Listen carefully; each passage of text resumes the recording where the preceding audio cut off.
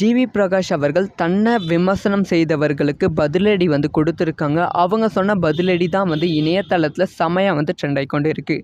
அதாவது GV Prakash divorce விஷயம் தான் கடந்த 24 மணி நேரமாக இணையதளத்தில் அதிகமாக பேசப்பட்டு கொண்டு வருகிறது.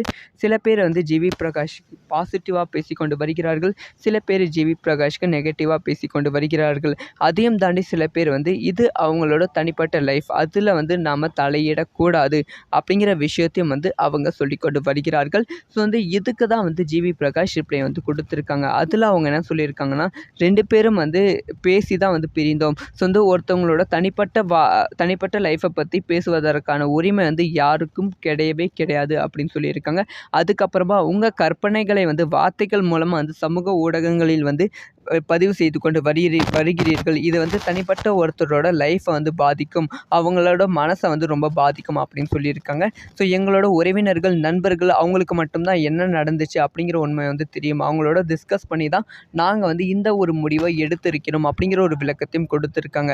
அதுக்கப்புறமா இருவரோட, அதாவது நான் ஒரு பிரபலம், அதனால் என்னோட பர்சனல் லைஃப்பை பற்றி பேசுவதற்கான உரிமை யாருக்குமே கிடையாது. ஒருவேளை நான் பிரபலமானதற்கு காரணம் நீங்களாக இருக்கலாம். அதனால் உங்களோட அன்புக்கு நன்றி. ஸோ ஆனால் தவறான விமர்சனங்கள், உண்மை தெரியாமல் நீங்கள் பேசாதீங்க அப்படிங்கிற ஒரு விஷயத்த சொல்லியிருக்காங்க. அதுக்கப்புறமா ஒரு தனி மனிதனின் நியாயம், உணர்வும் மதிப்பும் நீங்கள் ஏற்றுக்கொள்ள வேண்டும். தங்களின் பேரன்புக்கும் ஆதரவுக்கும் நெஞ்சார்ந்த நன்றி அப்படின்னும் தெரிவித்தார்.